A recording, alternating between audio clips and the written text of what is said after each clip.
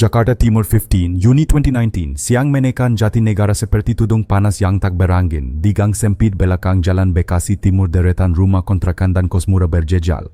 3 hari terakhir para penghuni kos milik Pak Hadi Santoso terusik oleh satu hal yang sama bawaannya yang menempel di lorong lantai 4.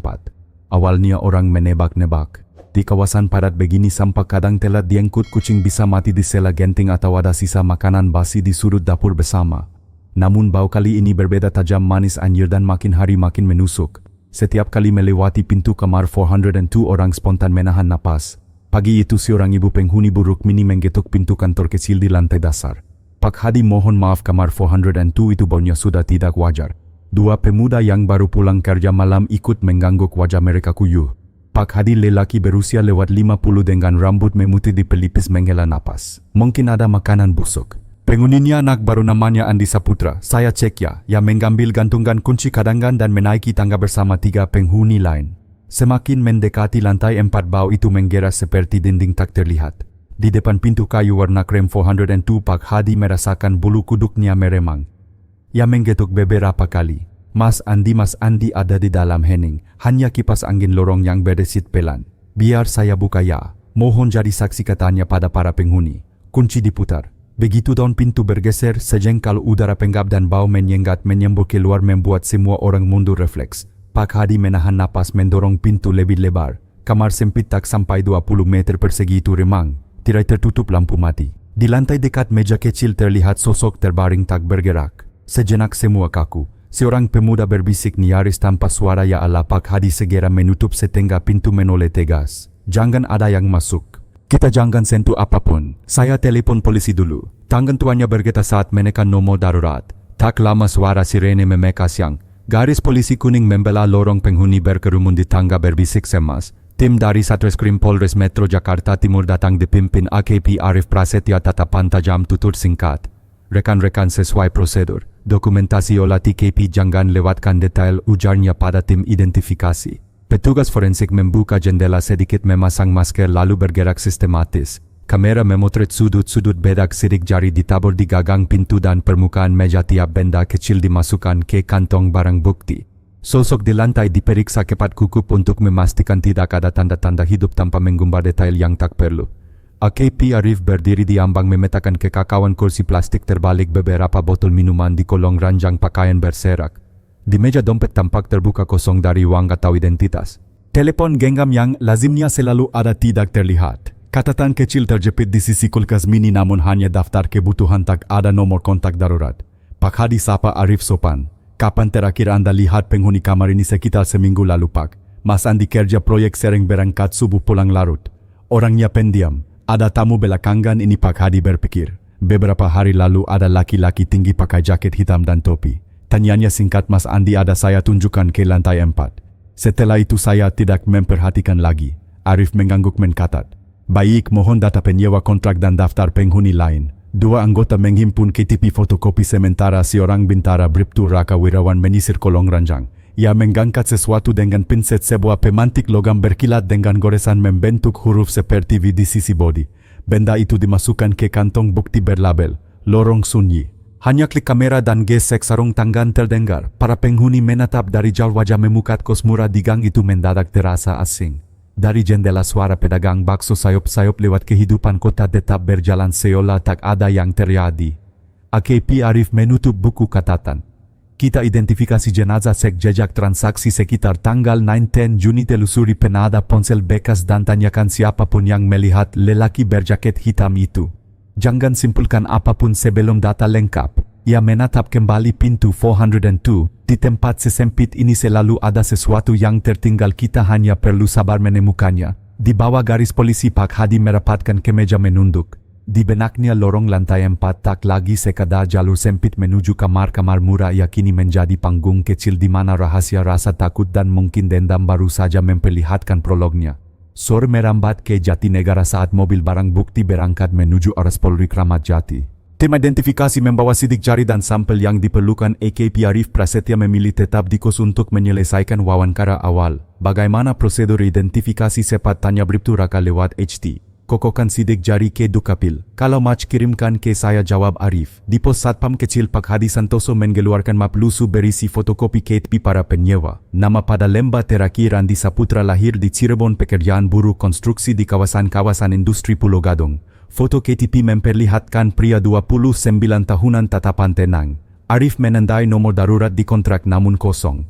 Andi jarang ngobrol pendiam Pak. Pergi pagi pulang larut. Sesekali bawa plastik makan dari dapur proyek, jelas Pak Hadi. Teman dekat paling saling sapa dengan buruk mini di lorong. Yang lain kurang akrab. Di lantai 4 Arif kembali menatap TKP yang mulai rapi terkemas kantong bukti. Poin-poin awal ia rangkum: dompet kosong, ponsel hilang, pemantik logam dengan goresan huruf di kursi terbalik menandakan ada pergumulan, dan saksi melihat lelaki berjaket hitam beberapa hari sebelumnya.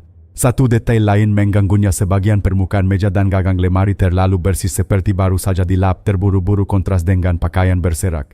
HT berderit. Ibta Lestari dari Forensik melapor dari Ares Polri. Komandan Kokok sidik jari terverifikasi, Andi Saputra 29 tahun. Estimasi waktu kematian 46 hari lalu sekitar 9-10 Juni. Ada tanda penekanan leher dengan benda fleksibel berpenampang kecil. Tidak ada luka tajam. Kami hindari detail yang tidak perlu. Kesimpulan awal: kekerasan yang menyebabkan henti napas. Arif mengangguk pelan. Catat sebagai dugaan pembunuhan.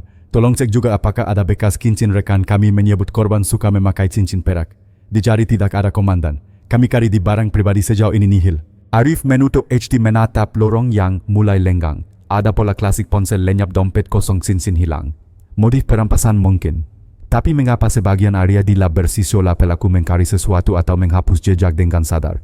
Menjelang maghrib, 2 anggota kembali dari Pulau Gadong. Bribka Seno membawa kabar dari mandor proyek. Korban baru pindah ke Jakarta sebulan terakhir. Disiplin, jarang bicara. Mandor bilang Andi bangga pada cincin perak barunya, model polos dipakai di jari manis kiri. Terakhir terlihat masuk kerja 10 Juni pagi lalu absen tanpa kabar. Teman dekat di proyek tanya Arif. Ada perempuan kantin bernama Sri Lestari, biasa dipanggil Tari. Beberapa pekerja bilang mereka sering pulang bareng. Tari tidak masuk sejak minggu lalu. Arif mencatat nama Sri Lestari tebal-tebal. Hubungan personal sering menjadi poros kasus. Cari alamat kos Tari. Minta daftar shift dapur proyek, siapa yang terakhir melihatnya. Di posret setempat Pak Darto mengeluarkan buku tamu. Minggu lalu memang ada pencurian kecil di gang belakang, dompet hilang, jam tangan murah lenyap. Pelakunya belum tertangkap. Kepala Arif terangkat. Serangkaian pencurian oportunistik bisa jadi kebetulan atau latar aktivitas seseorang yang juga mondar-mandir mengintai kos. Ia minta Bribka Seno menelusuri konter ponsel bekas di Pasar Gembrong hingga klender, mungkin ada yang menerima ponsel milik Andi. Malam turun.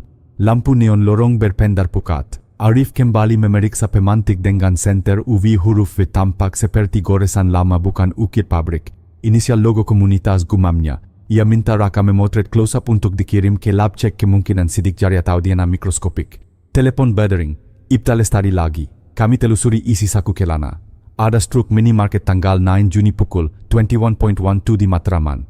Pembelian air mineral dan kartu isi ulang. Baik, kita minta CCTV minimarket. Tautkan dengan rekam jejak karel atau angkot sekitar jam itu. Petakan pergerakan Andi pada 9-10 Juni. Di sela rapat kecil buruk mini mendekat ragu. Pak, maaf. Tadi saya ingat sesuatu.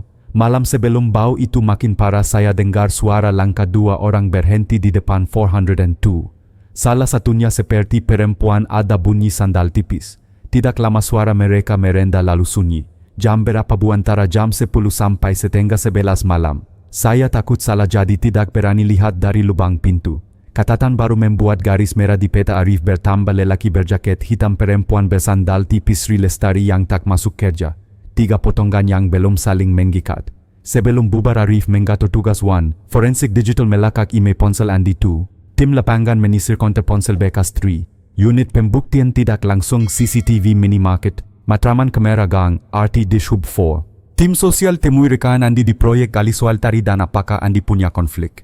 Ia menatap lorong sekali lagi. Di tempat yang tampak biasa hidup orang-orang yang hampir tak saling kenal sebenarnya berkelindan rapat kukup satu keputusan buruk untuk menjerat semua. Besok pagi kita mulai dari Matraman, ukap Arif pada Raka. Jika benar ada perempuan di depan 402 malam itu, kita harus tahu siapa dan mengapa.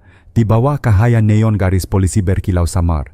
Babak identifikasi selesai, kini arus motif mulai tampak. Dan di suatu sudut Jakarta seseorang mungkin sudah merasakan bahwa waktunya kian sempit. Pagi berikutnya halaman Polres Metro Jakarta Timur dipenuhi aktivitas.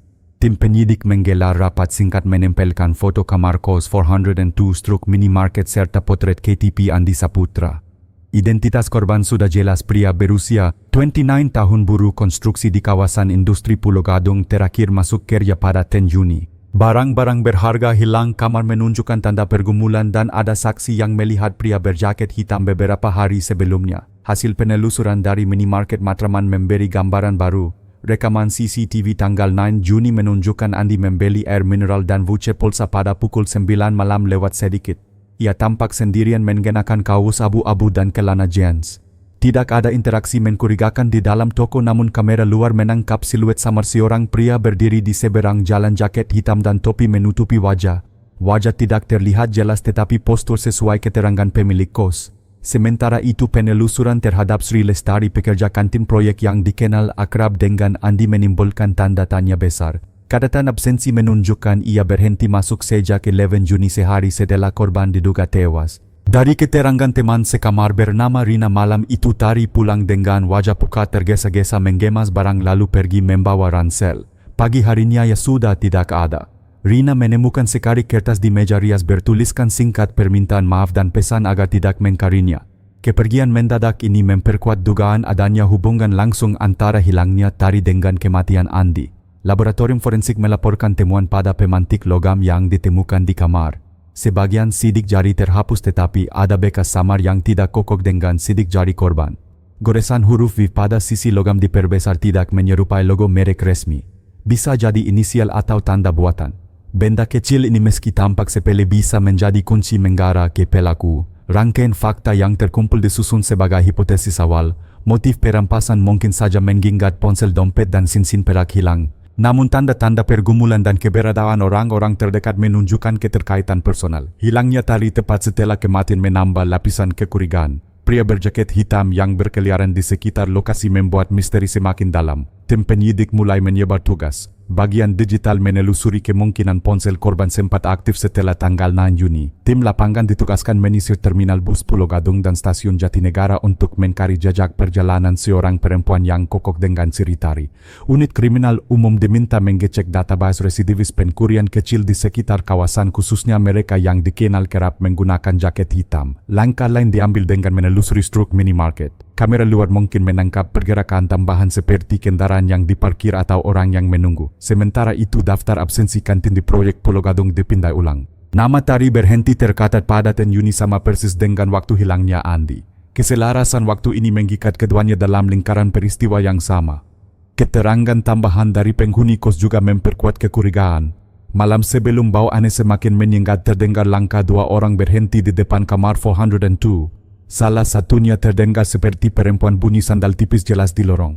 Setelah itu suara lirih sempat terdengar lalu sunyi. Tidak ada yang berani membuka pintu atau menenggok keluar. Semua potongan peristiwa itu disusun di papan besar di ruang briefing. Foto Andi di tengah dihubungkan garis merah menuju Sri Lestari dengan catatan menggelang membawa ransel, pesan singkat ditinggalkan. Garis lain menuju pria berjaket hitam dengan tanda tanya besar. Di sisi bawah ditempelkan foto pemantik logam dengan huruf V.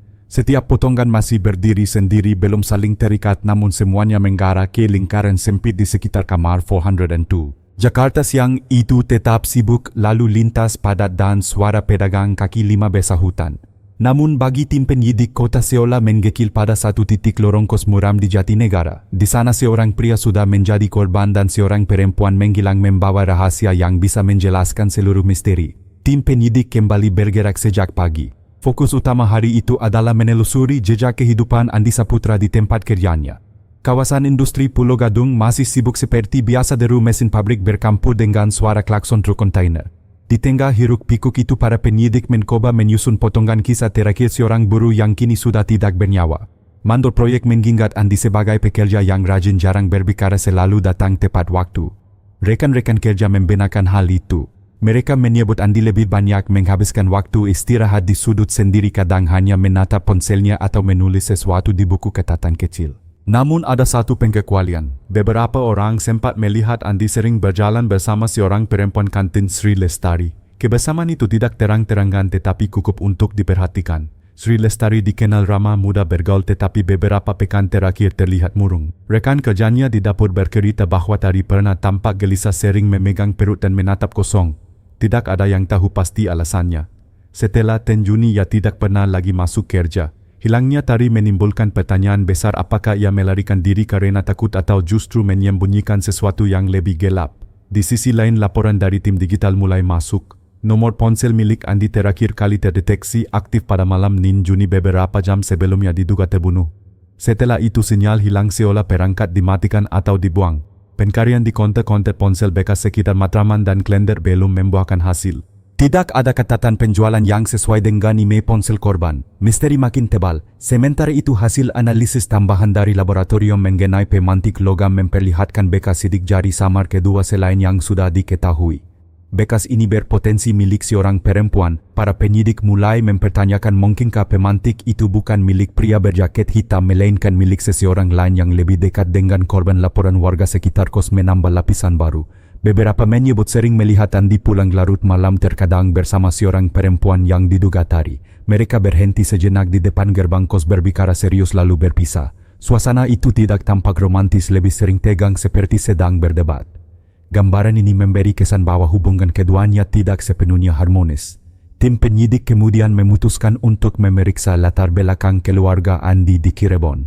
Data awal menyebutkan ia berasal dari keluarga sederhana, pernah mengikuti wajib militer 2 tahun sebelum memutuskan merantau ke Jakarta. Sifatnya tertutup, mungkin terbentuk dari disiplin masa lalu, namun tidak ada catatan kriminal, tidak ada indikasi masalah besar.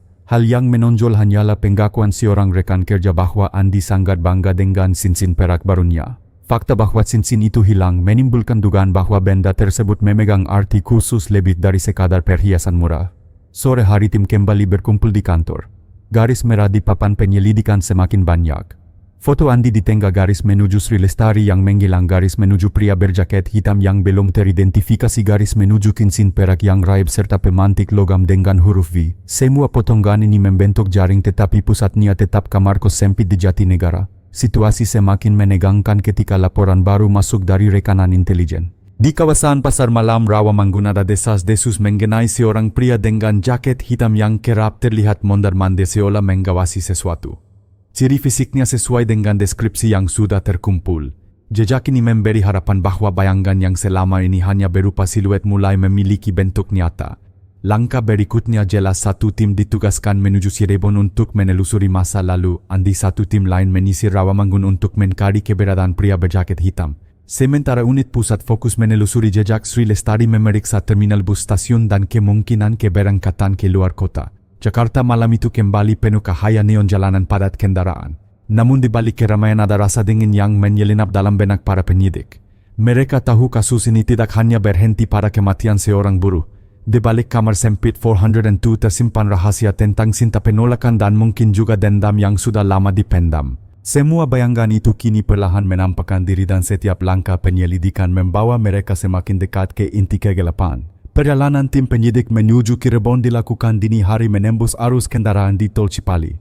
Kota pesisir itu menyambut dengan suasana lebih tenang dibanding Jakarta. Sawah membentang di kejauhan, rumah-rumah kampung berdiri sederhana. Di salah satu desa tim menemukan rumah orang tua Andi Saputra, bangunan kayu berkat kusam di tepi jalan kecil. Ayah dan ibu Andi sudah renta. Wajah keduanya menampakkan garis keras kehidupan sekaligus kesedihan mendalam. Saat diberitahu bahwa kematian anak mereka kini sedang diselidiki, keheningan panjang mengisi ruang tamu sempit. Ayahnya hanya menunduk sementara sang ibu tak kuasa menahan air mata. Mereka menceritakan bahwa Andi, anak yang patuh, jarang membuat masalah, selalu berusaha mengirim uang hasil kerjanya ke rumah. Ia pernah ikut wajib militer 2 tahun, pulang dengan sifat lebih pendiam dan tertutup. Setelah itu ia memilih bekerja di Jakarta dengan harapan bisa mengumpulkan modal untuk masa depan. Keluarga mengingat beberapa bulan lalu Andi sempat menelepon dengan suara gusar. Ia bercerita samar bahwa di tempat kerja ada seseorang yang sering mempersulitnya. Tidak dijelaskan siapa, hanya disebut teman proyek yang iri pada posisinya. Sebelum pindah ke Jakarta, Andi pernah menjadi mandor kecil di sebuah proyek pembangunan di Bekasi. Kenaikan posisinya menimbulkan kecemburuan. Salah seorang bernama Bambang Rianto disebut pernah terlibat adu mulut dengannya. Sejak peristiwa itu hubungan mereka renggang. Penyidik mencatat semua informasi lalu mencari arsip perusahaan tempat Andi pernah bekerja. Dari data personalia benar adanya bahwa Bambang pernah diberi peringatan karena insiden perkelahian ringan. Setelah itu ia mengundurkan diri dan tak diketahui keberadaannya.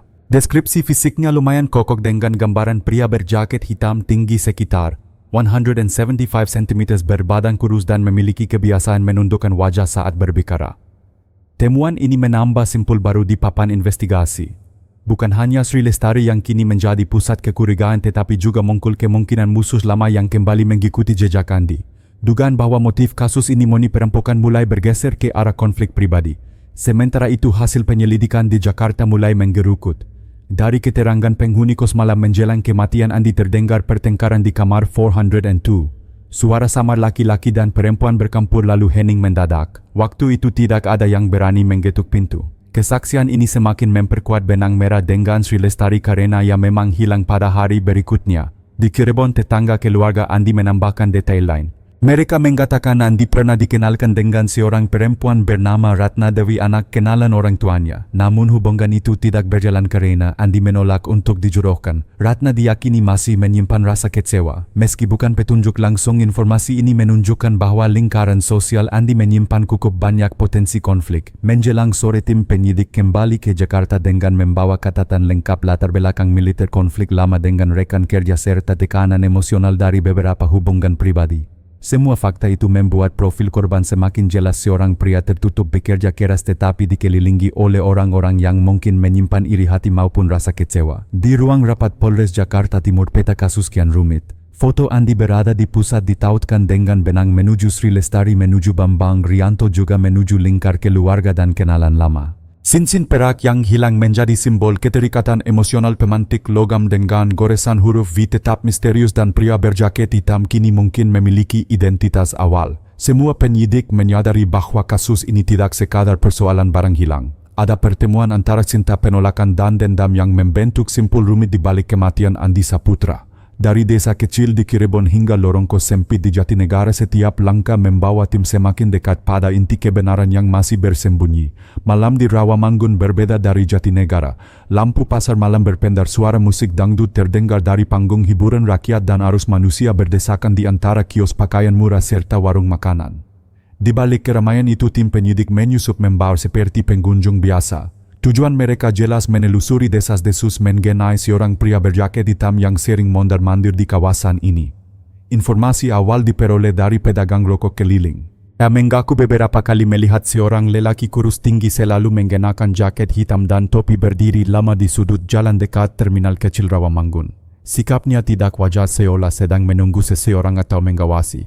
Pedagang itu menambahkan bahwa pria tersebut kerap mengeluarkan pemantik logam dari saku, menyalakan lalu mematikan berulang, kebiasaan yang mudah dikenali. Deskripsi itu langsung menghubungkan sosok misterius ini dengan barang bukti yang ditemukan di kamar 402. Tim bergerak menyebar. Dua anggota duduk di warung kopi, satu lagi berbaur di antara kerumunan pembeli. Kamera pengawas jalanan dipantau secara jarak jauh melalui koordinasi dengan Dinas Perhubungan. Dari rekaman seminggu sebelumnya, sosok yang diduga sama tampak melintas cepat, wajah tertutup topi. Ia berjalan ke arah gang sempit kemudian menghilang. Jejak ini membawa penyidik pada sebuah rumah kontrakan tua di belakang terminal. Pemilik kontrakan mengenali foto hasil sketsa lelaki bernama Bambang Rianto, penyewa kamar beberapa bulan terakhir. Pemilik rumah menceritakan bahwa Bambang jarang di rumah pada siang hari, lebih sering pulang larut malam dengan langkah gelisah. 2 minggu lalu ia pergi terburu-buru meninggalkan kamar dalam keadaan akak-akakan dan belum kembali. Di kamar itu penyidik menemukan sisa bungkus rokok, beberapa pakaian kusam serta potongan kertas koran yang dilipat rapi. Di salah satu sudut terdapat bekas gosokan logam di meja kayu, seolah ada benda kecil sering diletakkan di sana. Semua barang dikumpulkan meski tidak ada petunjuk langsung mengenai keberadaan Bambang. Riwayat Bambang kemudian diperiksa lebih jauh. Arsip kriminal menunjukkan ia pernah terlibat kasus penggeroyokan ringan di Bekasi lalu pindah-pindah pekerjaan konstruksi. Catatan itu kokoh dengan informasi dari keluarga Andi tentang konflik lama di proyek sebelumnya. Hubungan lama yang penuh iri hati kini terasa kian nyata sebagai motif. Meski begitu, pertanyaan penting belum terjawab. Apakah Bambang benar-benar pelaku pembunuhan atau hanya sosok yang kembali menghantui Andi tanpa keterlibatan langsung? Pemantik logam dengan huruf V mungkin miliknya, tetapi tidak menutup kemungkinan bahwa ada tanggaan lain yang ikut bermain. Sementara tim fokus di Rawamangun Unit Digital menemukan data menarik. Beberapa hari setelah Andi diperkirakan meninggal, nomor ponselnya sempat terhubung singkat ke jaringan di sekitar Rawamangun. Sinyal itu muncul sebentar lalu menghilang. Dugaan kuat bahwa ponsel korban dibawa ke area ini memperkuat kaitan antara Bambang dan kasus. Namun bayangan lain terus membayangi penyelidikan. Hilangnya Sri Lestari tidak bisa diabaikan. Ia memiliki hubungan personal langsung dengan korban dan kesaksiannya malam itu bisa mengubah arah kasus. Penyidik membagi prioritas, satu tim mengejar jejak Bambang sementara tim lain tetap memburu keberadaan Tari. Langit Rawamangun mulai mendung ketika penyidik menutup operasi malam itu. Laporan disusun, barang bukti baru dicatat dan peta kasus di kantor bertambah dengan foto Bambang yang menempel di sisi papan dihubungkan garis merah menuju Andi. Bayangkan pria berjaket hitam akhirnya memiliki nama dan sejarah, tetapi misteri tetap menggantung. Apakah dendam lama cukup kuat untuk menggantar Bambang melakukan pembunuhan ataukah ada rahasia lain yang membuat jejak kasus ini berkabang lebih jauh? Pertanyaan itu masih menggantung sementara jam dinding terus berdetak membawa tim penyidik semakin dalam ke lorong gelap yang belum menunjukkan ujungnya. Pagi Jakarta diliputi kabut asap kendaraan ketika unit khusus mulai menelusuri jejak Sri Lestari. Sejak kepergiannya dari kos Kakung pada malam 10 Juni, ia seperti menghilang di telan bumi. Tidak ada transaksi bank, tidak ada catatan perjalanan resmi, hanya sekarik pesan tergesa yang ditinggalkan di meja rias rekannya. Terminal bus Pulau Gadung menjadi titik pencarian pertama. Petugas tiket tidak mengenali foto yang ditunjukkan, tetapi seorang kernet mengaku samar pernah melihat perempuan dengan ransel besar naik bus jurusan Semarang pada tanggal 11 Juni dini hari. Catatan keberangkatan menunjukkan ada penumpang dengan nama yang tidak jelas, terbaka kemungkinan palsu. Informasi ini membuka kemungkinan bahwa Tari memang meninggalkan Jakarta segera setelah malam kejadian. Di stasiun Jatinegara, tim lain memeriksa rekaman CCTV. Kamera pintu masuk memperlihatkan seorang perempuan berbaju gelap, wajah tertutup masker, melangkah cepat sambil menenteng tas. Waktu rekaman menunjukkan pukul 5 pagi 11 Juni. Postur dan gerak tubuh sangat mirip dengan Tari. Rekaman berhenti pada pintu peron, setelah itu sosok tersebut hilang di kerumunan penumpang kerel. Sementara itu penyelidikan di lingkaran sosialnya mengungkap sisi berbeda dari kehidupan Tari. Rekan kerjanya di kantin mengatakan bahwa beberapa hari sebelum hilang Tari terlihat sering melamun, kadang menangis diam-diam di dapur. Ia pernah bercerita sama tentang rahasia besar yang belum siap ia bagikan. Ada yang menduga ia tengah mengandung meski tidak ada bukti pasti. Namun jika benar hal itu bisa menjelaskan keterkaitan emosional yang kuat antara dirinya dan Andi. Tim forensik digital mencoba melacak akun media sosial Tari. Aktivitas terakhir terjadi pada 9 Juni malam. Unggahan singkat berupa foto langit senja dengan keterangan semuanya akan berubah. Setelah itu akun sepi, tidak ada login, tidak ada interaksi. Pesan privat yang dikirim penyidik tidak pernah terbaka. Hasil penelusuran lebih dalam menemukan bahwa Tari memiliki seorang sahabat lama bernama Maya tinggal di Depok. Maya mengakui bahwa pada malam 11 Juni Tari sempat menelepon sebentar. Suaranya panik, hanya mengatakan ia baru saja melakukan sesuatu yang tidak bisa diperbaiki. Setelah itu sambungan terputus. Sejak saat itu Maya tidak pernah lagi mendengar kabar. Pengakuan ini membuat seluruh tim terdiam. Kata-kata tersebut terdengar seperti pengakuan samar, membuka kemungkinan bahwa Tari terlibat langsung dalam kematian Andi. Jika benar, maka ia bukan lagi saksi atau korban, melainkan pelaku yang sedang melarikan diri. Sore harinya laporan dari lab forensik menambah bobot kecurigaan. Bekas sidik jari samar pada pemantik logam yang ditemukan di kamar 402 menunjukkan kesesuaian parsial dengan data biometrik Tari yang tercatat saat membuat KTP. Hasil ini belum bisa menjadi bukti final, tetapi cukup kuat untuk mengubah arah penyidikan. Papan investigasi di Polres kini menampilkan potret besar Sri Lestari dengan tanda merah tebal. Garis-garis koneksi ditarik dari foto itu menuju Andi pemantik logam serta malam pertengkaran yang terdengar oleh penghuni kos. Nama Bambang Rianto tetap menjadi bayangan penting, tetapi posisi Tari sebagai sosok yang paling mungkin berada di kamar 402 pada malam kejadian semakin tak terbantahkan. Malam itu Jakarta kembali padat, lampu jalan berkilau di aspal basah. Di ruang penyidik udara penuh ketegangan. Pertanyaan mendasar mulai terjawab: kemana Tari pergi, apa yang ia sembunyikan, dan seberapa besar perannya dalam tragedi kamar 402. Namun satu hal masih menggantung: apakah ia bertindak sendirian atau ada tangan lain yang ikut menjerumuskannya dalam lingkaran gelap ini. Hari berikutnya tim penyidik memperluas pencarian ke luar Jakarta. Data awal dari terminal bus Pulau Gadung yang menyebut perempuan mirip Sri Lestari naik bus jurusan Semarang menjadi titik berangkat. Dua penyidik berangkat ke Jawa Tengah untuk memverifikasi, sementara tim di Jakarta tetap menelusuri kemungkinan lain. Di agen tiket Semarang, catatan penjualan menunjukkan satu penumpang menggunakan nama palsu yang sulit dibaca, namun nomor kursi sesuai dengan informasi kernet. Sopir bus mengingat samar bahwa ada seorang perempuan berwajah pucat membawa ransel besar duduk di kursi dekat jendela. Ia turun di terminal Banyumanik menjelang subuh lalu menghilang. Dari situ jejaknya terputus. Penyidik menyusuri terminal-terminal kecil di sekitar Semarang. Seorang pedagang kopi mengaku pernah melihat perempuan dengan ciri mirip tari bertanya arah menuju stasiun Tawang. CCTV stasiun menunjukkan sosok perempuan berbaju gelap masuk ke peron pada pagi 12 Juni membeli tiket ekonomi tujuan Surabaya. Rekaman tidak memperlihatkan wajah jelas tetapi postur tubuh dan ransel identik. Sementara itu tim digital di Jakarta menemukan aktivitas mencurigakan. Sinyal ponsel milik Andi yang diduga dibawa pelaku sempat mungkul singkat di area Banyumanik sebelum benar-benar mati. Hubungan antara jejak tari dan ponsel korban semakin erat. Di Surabaya polisi setempat dilibatkan. Mereka memeriksa rumah-rumah kos di sekitar stasiun Wonokromo. Dari laporan seorang pemilik kos ada seorang perempuan menginap hanya satu malam membayar tunai lalu pergi terburu-buru keesokan harinya. Ia tidak meninggalkan identitas, hanya menulis nama Lestari di buku tamu. Pemilik kos mengingat bahwa perempuan itu tampak sangat gelisah, kerap mondar-mandir di kamar dan menutup diri dari penghuni lain. Temuan ini memperjelas pola tari bergerak dari Jakarta ke Semarang lalu ke Surabaya, selalu berpindah cepat seolah berusaha menghapus jejak. Ia tidak menggunakan identitas resmi, hanya mengandalkan uang tunai. Namun setiap langkah meninggalkan potongan kecil bukti. Di Jakarta papan investigasi semakin penuh dengan garis merah. Foto Andi tetap di Tengah kini terhubung ke serangkaian terminal dan stasiun di Jawa Tengah dan Timur. Hubungan emosional keduanya jelas dan arah pelarian tadi semakin meyakinkan penyidik bahwa ia terlibat langsung. Namun di balik semua itu ada satu lapisan lain yang menggusik. Laporan intelijen menyebutkan bahwa di Surabaya tari sempat terlihat berbicara dengan seorang pria asing di warung makan. Deskripsi singkat menyebut pria kurus berjaket hitam, wajah sebagian tertutup.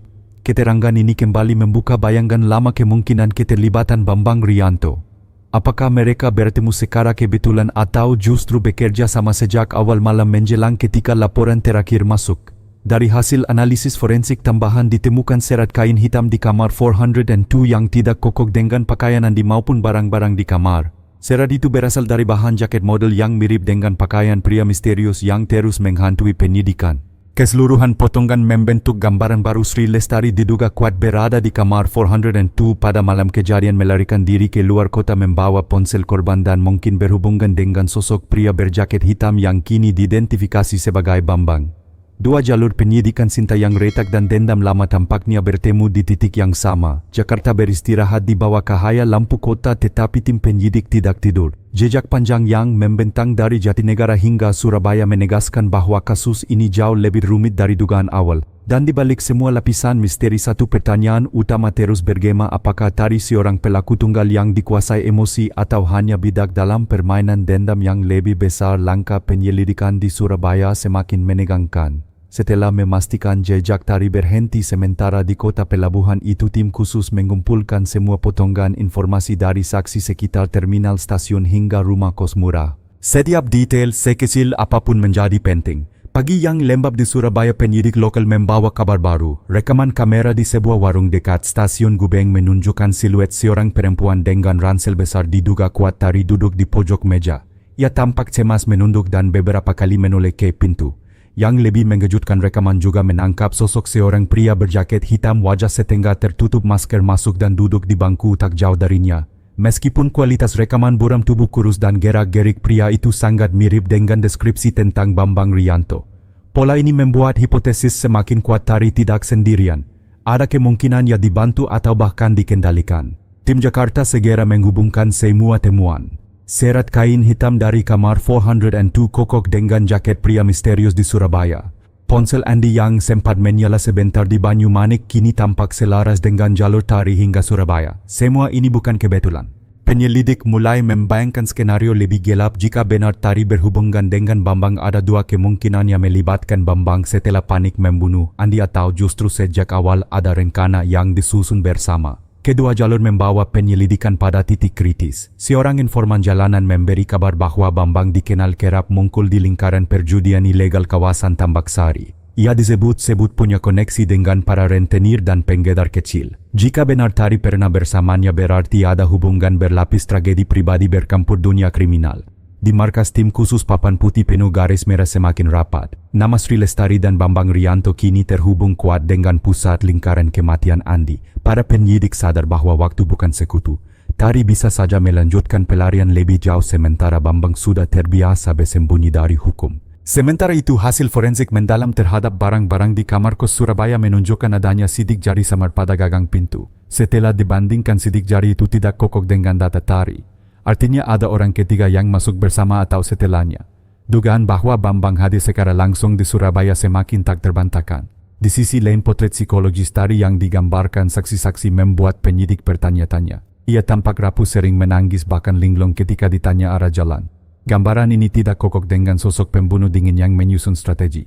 Apakah mungkin emosi membawanya pada tindak spontan lalu Bambang masuk memanfaatkan situasi, atau sejak awal ia hanya pion dalam rencana balas dendam yang jauh lebih besar menjelang malam laporan baru datang? Seorang sopir ojek online mengaku pernah mengantar seorang perempuan mirip Tari dari kawasan Wonokromo ke arah Kenjeran. Ia turun di dekat rumah kontrakan reot yang dikenal sebagai tempat berkumpul preman. Laporan ini menambah kecurigaan bahwa Tari benar-benar telah jatuh ke lingkaran Bambang. Tim penyidik kini menghadapi simpang jalan, fokus mengejar Tari sebagai pelaku langsung atau memburu Bambang yang mungkin dalang sebenarnya. Keduanya bisa jadi saling menutupi, saling memanfaatkan, atau bahkan terikat hubungan lebih intim daripada sekadar sekutu. Surabaya malam itu terasa semakin berat. Lampu jalan redup, angin laut membawa aroma asin yang bercampur rasa tegang di dada para penyelidik. Mereka tahu satu hal pasti, setiap jam yang terlewat membuat jarak dengan kebenaran semakin jauh. Namun jejak sudah jelas menuju Bambang. Jika ingin membuka misteri kematian Andi, mereka harus menembus bayangan gelap yang menaungi kota ini. Keesokan paginya penyidik menjejak kawasan Kenjeran. Lingkungan itu terkenal padat, rumah kontrakan berdempetan, lorong-lorong sempit dipenuhi bau asin laut dan asap pembakaran ikan. Di sanalah laporan terakhir menempatkan Sri Lestari turun dari ojek online. Petugas menyamar sebagai pedagang keliling untuk mengamati. Dari hasil pengamatan 2 hari penuh, satu rumah reon berkat hijau kusam menjadi titik mencurigakan. Malam-malam pintunya sering terbuka, orang-orang tak dikenal masuk lalu keluar dengan wajah tertutup. Suara musik keras bercampur teriakan mabuk terdengar hingga gang depan. Itu diakini markas kecil tempat Bambang Rianto bersembunyi. Informan jalanan menguatkan kecurigaan.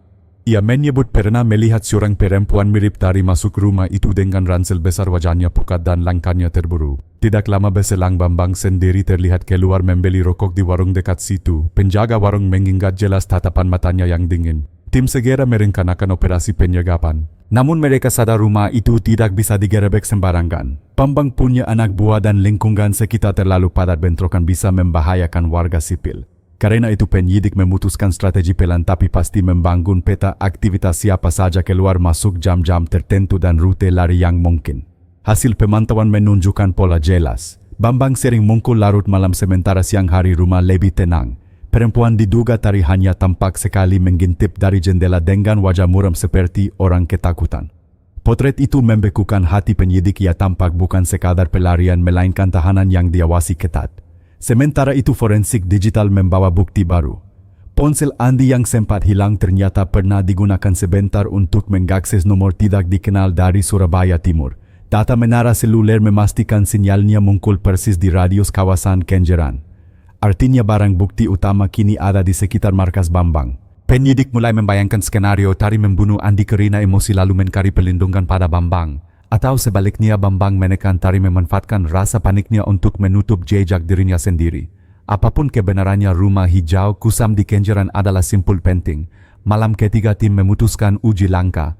2 anggota mendekati rumah dalam gelap menyusup hingga pagar bambu. Dari kela mereka melihat sosok perempuan duduk di lantai dengan tangan menutupi wajah, sementara 2 pria bercakap kasar di sudut ruangan. Kata-kata singkat yang terdengar cukup jelas, "Uang, sabar, tunggu dulu."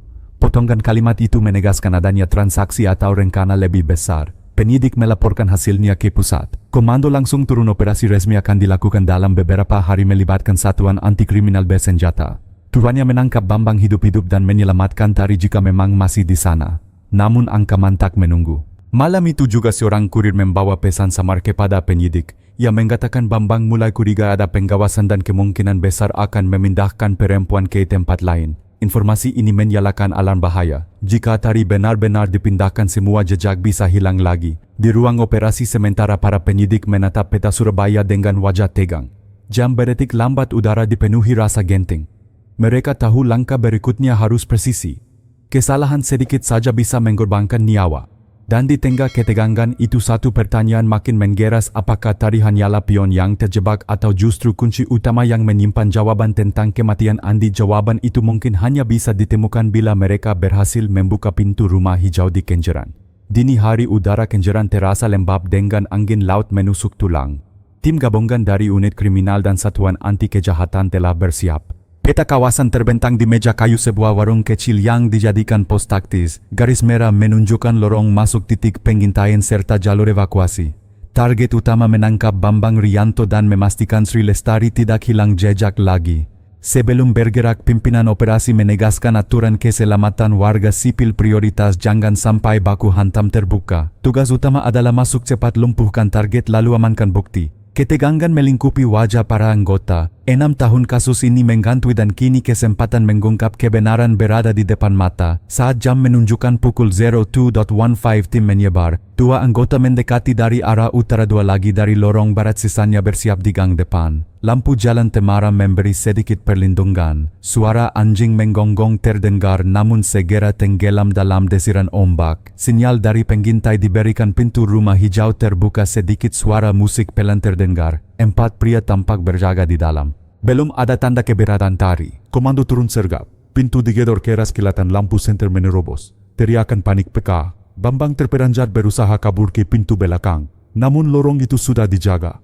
Ia menabrak tameng polisi lalu dijatuhkan dengan hentakan keras. Anak buahnya melawan, melempar botol kakak dan besi, tapi dalam hitungan menit mereka dilumpuhkan. Di tengah kekacauan, seorang anggota menemukan pintu kamar terkunci. Sepakan keras menghancurkan gembok. Di dalam cahaya lampu redup menyorot sosok perempuan dengan wajah pucat, tangan gemetar, mata membelalak. Itu Sri Lestari. Ia terkurung di kamar sempit tanpa jendela, hanya beralas tikar usang. Saat pintu terbuka, air matanya jatuh tanpa suara. Petugas segera menariknya keluar menyelimuti dengan jaket. Tari tampak syok, tubuhnya lemas seperti kehilangan daya. Ia dibawa ke pos darurat sementara tim forensik mulai menggeledah rumah. Hasil penggeledahan memengkulkan bukti penting, sebuah ponsel rusak dengan kartu SIM masing, beberapa pakaian bernoda yang kokoh dengan deskripsi malam kejadian, serta sehelai kabel listrik berbekas tarikan kuat. Semua dimasukkan ke kantong bukti.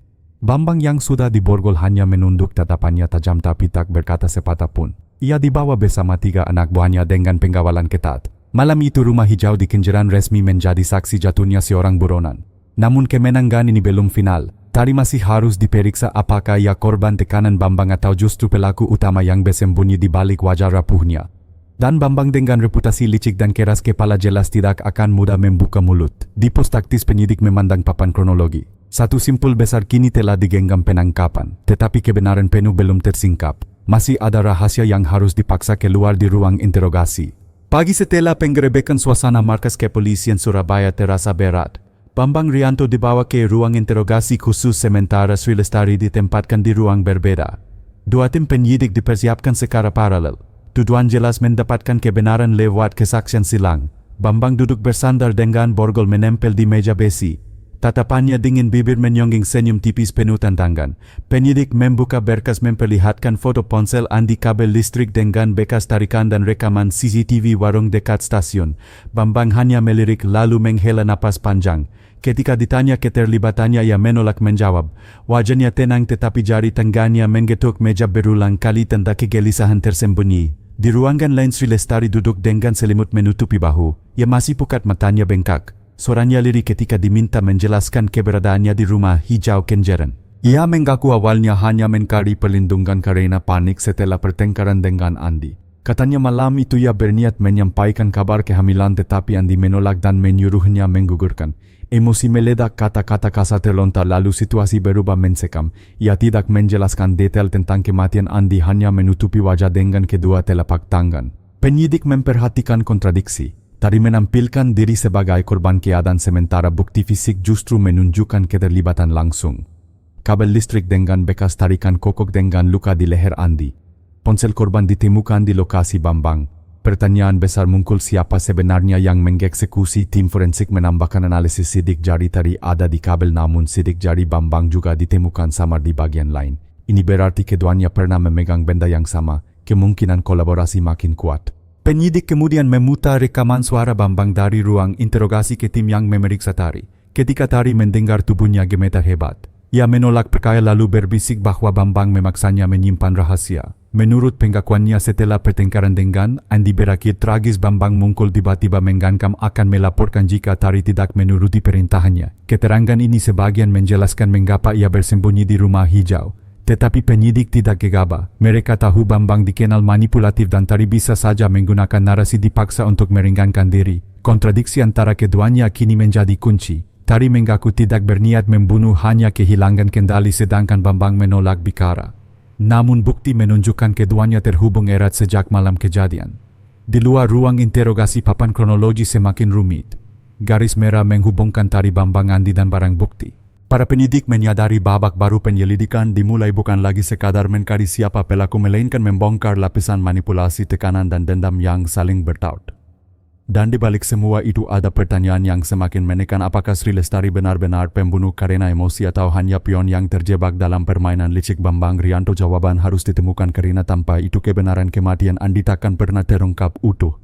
Hari ketiga setelah penangkapan, penyidik menyisir data lama terkait Sri Lestari dan Bambang Rianto. Catatan dari arsip kepolisian Solo Mungkul mengejutkan. 6 tahun lalu Bambang pernah terlibat perkelahian di sebuah proyek konstruksi dan nama Sri Lestari tercantum sebagai saksi. Keduanya sudah pernah bersinggungan jauh sebelum tragedi kematian Andi. Dari keterangan saksi lama, Bambang dikenal sebagai sosok kasar yang kerap menagih utang di kawasan pekerja. Sri Lestari waktu itu masih bekerja sebagai pelayan warung, sering menyaksikan Bambang berulah. Diduga ia sempat menolong seorang pekerja yang dipukul Bambang sehingga menimbulkan dendam pribadi. Meski kasus lama itu tidak berlanjut, hubungan samar ini memberi gambaran bahwa keterhubungan keduanya bukanlah kebetulan. Sementara itu, tim forensik menemukan dokumen catatan tangan di Rumah Hijau Kenjeran. Tulisan rapi dengan tinta hitam berisi catatan keuangan kecil, namun di sudut halaman ada kalimat menkolok dia harus bayar dengan nyawanya. Analisis tulisan menunjukkan kemiripan dengan coretan Bambang, tetapi di beberapa bagian tampak goresan halus mirip gaya menulis Tari.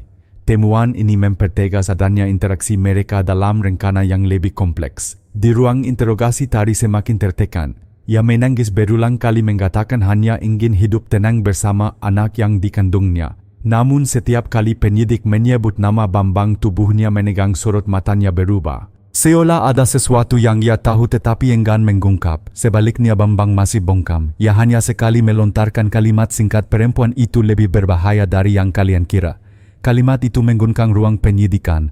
Apakah ia bermaksud menuduh Tari sebagai dalang sebenarnya atau sekadar upaya menggiring arah investigasi? Jejak digital kembali memberi sinyal. Laptop usang yang disita dari Rumah Hijau menyimpan riwayat pencarian tentang cara menghapus data ponsel, rute bus antar kota hingga berita-berita tentang kasus pembunuhan mirip dengan kejadian Andi. Jejak akses terakhir menunjukkan tanggal yang berdekatan dengan malam kematian korban. Fakta ini sulit dilepaskan dari keterlibatan Bambang, namun membuka kemungkinan bahwa Tari juga ikut menyusun langkah pelarian. Di markas besar, para penyidik menyatukan potongan hubungan lama antara Bambang dan Tari, catatan penuh dendam serta bukti digital yang saling bersilangan memperlihatkan dua jalur emosi pribadi Tari terhadap Andi dan dendam lama Bambang terhadap orang-orang di sekitarnya. Dua arus itu bertemu menciptakan pusaran yang menelan nyawa satu orang tak bersalah. Malamnya, ketua tim penyidik berdiri di depan papan kronologi yang penuh garis merah. Ia menyadari satu hal, kasus ini bukan hanya tentang satu malam kemarahan, melainkan tentang jaringan hubungan yang kusut sejak lama. Jika tidak diurai dengan sabar, kebenaran bisa terkubur selamanya. Babak akhir semakin dekat. Sisa misteri kini hanya satu, siapa di antara Tari dan Bambang yang benar-benar menarik kabel hingga menutup napas Andi untuk terakhir kalinya. Hari persidangan tiba. Ruang sidang di Surabaya dipenuhi wartawan, keluarga korban dan warga yang penasaran. Setelah 6 tahun kasus ini berliku, publik menunggu jawaban siapa sebenarnya pembunuh Andi. Di kursi terdakwa, Sri Lestari tampak letih, wajahnya pucat, sementara Bambang Rianto duduk dengan sorot mata tajam seolah masih menantang dunia. Jaksa memaparkan kronologi, bukti kabel listrik ponsel korban serta jejak digital mengikat keduanya pada malam kejadian. Analisis forensik menyatakan sidik jari Sri Lestari paling kuat pada kabel, sementara sidik jari Bambang hanya samar di bagian luar. Surat catatan yang ditemukan di Rumah Hijau memperlihatkan kalimat penuh dendam diyakini ditulis Bambang. Semua potongan membentuk gambaran bahwa tragedi lahir dari dua arus emosi pribadi Tari dan manipulasi Bambang.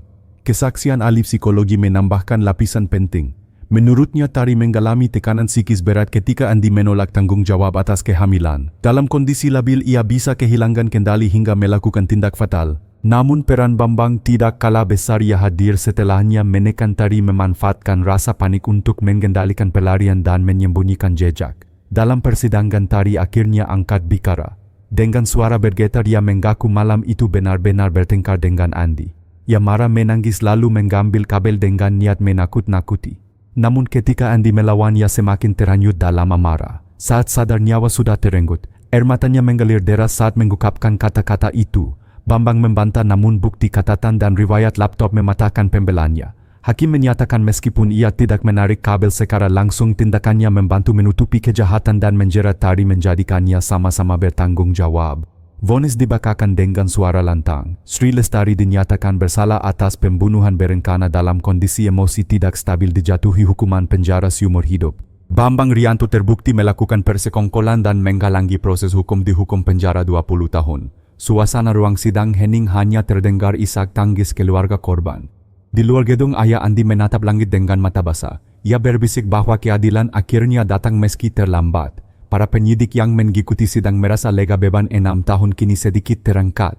Kasus ini menjadi pengingat pahit bahwa satu momen kemarahan, satu keputusan salah bisa menghancurkan banyak nyawa sekaligus. Matahari sore menyinari jalanan Surabaya saat mobil tahanan membawa keduanya pergi.